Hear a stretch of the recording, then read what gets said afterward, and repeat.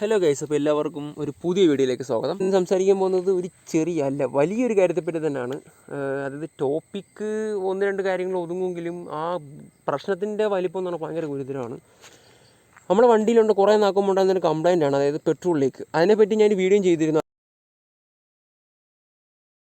Fuel filter മൊത്തം petrol ലീക്കായി കിടക്കുന്ന പറയുമ്പോൾ ഇതൊരു ഓവർഫ്ലോ ആയിട്ട് ലീക്കായിട്ട് പെട്രോൾ പോകുന്നുണ്ടായിരുന്നു. മേടിച്ചിട്ട് അതിനകത്തൊരു ഫ്ലോ ഡയറക്ഷൻ ഉണ്ട്. നിങ്ങൾ സ്ക്രീനിൽ കാണുന്ന പോലെ ഒരു ഫ്ലോ ഡയറക്ഷൻ ഉണ്ട്. അപ്പോൾ ഞാൻ ആദ്യം കൊടുത്തിരുന്നത് എങ്ങനെയാണെന്ന് വെച്ച് കഴിഞ്ഞാൽ ഇതിൻ്റെ ഫ്ലോ ഡയറക്ഷൻ തിരിച്ചിട്ടാണ് കൊടുത്തിരുന്നത്. അങ്ങനെ കൊടുക്കുമ്പോഴാണ് ഈ ഫ്യൂൽ ലീക്കും പ്രശ്നങ്ങളൊക്കെ വരുന്നത്. ഫ്ലോ ഡയറക്ഷൻ കറക്റ്റ് ആയിരിക്കണം. അപ്പം എല്ലാത്തിനും ഒരുപോലെ, ചിലതിലൊക്കെ മാറിയായിരിക്കും വരുന്നത്. ഇപ്പോൾ നമ്മൾ വിചാരിക്കും ഒരു കാണുമ്പോൾ വലുത് മേളിലും ചെറുത് താഴെ അങ്ങനെ, പക്ഷെ അങ്ങനെയല്ല. ചിലതിൽ തിരിച്ച് ചെറുത് മേളിലൊക്കെ വരാം. മീൻസ് അവർ കൊടുക്കുന്ന പൈപ്പിൻ്റെ ഭാഗം. അപ്പം ഞാൻ കൊടുത്തിരുന്നതിൻ്റെ തല തിരിച്ചാണ്, ആ ഒരു സ്ഥലമാണ് അവിടെ കൊടുത്തിരുന്നത്, തിരിച്ചാണ് കൊടുത്തിരുന്നത്. ഒന്നുമില്ല, വണ്ടി ഇപ്പോൾ ക്ലീൻ ആയിട്ടുണ്ട്, പെട്രോൾ ലീക്കും കാര്യങ്ങളൊന്നുമില്ല.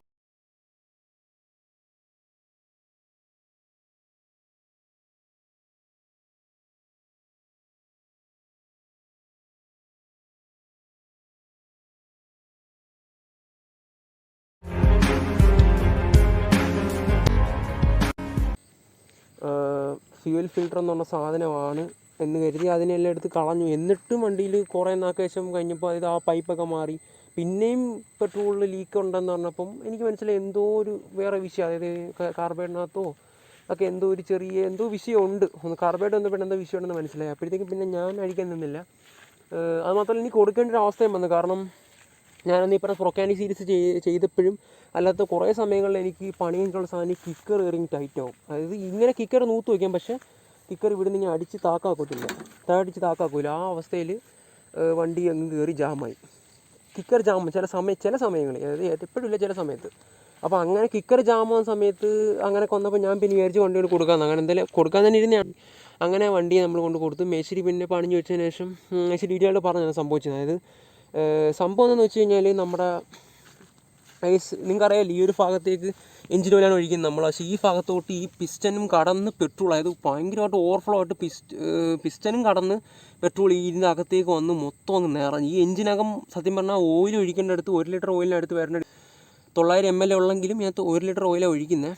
അപ്പം 1 ലിറ്റർ ഓയിലിനകത്ത് ഒരു 1/2 ലിറ്ററിൽ കൂടുതലും പെട്രോളായിരുന്നു. അത് മിക്സായി പെട്രോളിൻ്റെ ആധിപത്യമായിരുന്നു ഈ എഞ്ചിനകത്ത് മൊത്തം. പെട്രോളായിരുന്നു കിടന്ന് കുറേ നാൾ കളിച്ചത്. അതുകൊണ്ടാണ് ഈ കിക്കർ ജാമും അങ്ങനെയൊക്കെ വണ്ടി മാറിയായിരുന്നു. എന്താണെന്ന് വെച്ച് കഴിഞ്ഞാൽ എഞ്ചിൻ ഓയിൽ മാറി, അതുപോലെ കാർബൈഡിനകത്ത് ഫ്ലോട്ട് മാറി, അതുപോലെ തന്നെ നമ്മുടെ ഓവർഫ്ലോ നീഡിൽ എന്നുള്ളൊരു സാധനമുണ്ട്, ആ സാധനം മാറി, സ്പാർക്ക് പ്ലഗ് മാറി. ഈ ആ ഒരു പെട്രോൾ ടാപ്പിൽ നിന്ന് വന്നേക്കുന്ന പൈപ്പ്, പെട്രോൾ കൊണ്ടുവരുന്ന ടാങ്കിൽ നിന്ന് കൊണ്ടുവരുന്ന പൈപ്പ് മാറി. ജസ്റ്റ് ഒന്ന് സ്റ്റാർട്ട് കാണിച്ചു വണ്ടി.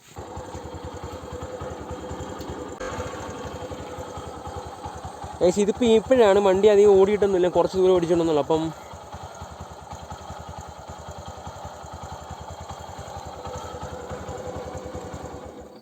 അപ്പം എഞ്ചിൻ അങ്ങനെ ഹീവാമായിട്ട് മാത്രമല്ല, വണ്ടി അങ്ങനെ പെട്രോൾ ഓഫ് ആക്കിയിരുന്നിട്ട് പിന്നെ ഓൺ ആക്കിയില്ല. അപ്പം കൺസിസ്റ്റൻ്റ് ആയിട്ട് ഫ്യൂൽ ഇറങ്ങിക്കൊണ്ടേയിരിക്കുന്ന ഒരു സാധനമാണെങ്കിൽ അതിൽ ഒരേ കൺസിസ്റ്റൻ്റ് സൗണ്ട്, ഒരേപോലെ പിസ്റ്റൺ അതേ സ്പീഡിൽ ഇങ്ങനെ ആ ഒരു പക്കയായിരിക്കും വണ്ടി, ഫ്യൂലിംഗ് പക്കയായിരിക്കും. ഏകദേശം ഇതിൻ്റെ ആ ഒരു കാർബൈഡിനകത്തുള്ള ഈ സാധനങ്ങൾ മാറിയ ശേഷം വണ്ടിയുടെ ഫ്യൂലിംഗ് പക്കയായി. ഒരു കാര്യം ഞാൻ മറന്നുപോയി, അതായത് അത് ഞാൻ കാണിച്ചെന്നുകൊണ്ട് തന്നെ പറയാം. ഈ കാണുന്ന പെട്രോളിൻ്റെ മെയിൻ റിസർവ് വന്ന പെട്രോൾ ഓണും ഓഫും ചെയ്യുന്ന ഈ ടാപ്പ് ഉണ്ട്. ഇതിൽ പെട്രോൾ അങ്ങ് ഓഫ് ചെയ്ത് വെക്കുക, എവിടെ കൊണ്ടുവച്ചില്ല. അതായത് ഇപ്പം പഴയ വണ്ടികൾ, അതായത് ഇപ്പോൾ ഒരുപാട് ഓടിയ വണ്ടികളാണെങ്കിലും എത്ര വണ്ടിക്കകത്ത് പാർട്സ് മാറുന്നതാണ് കാർബൈഡ് എന്നാണ് സാധനമുണ്ട്.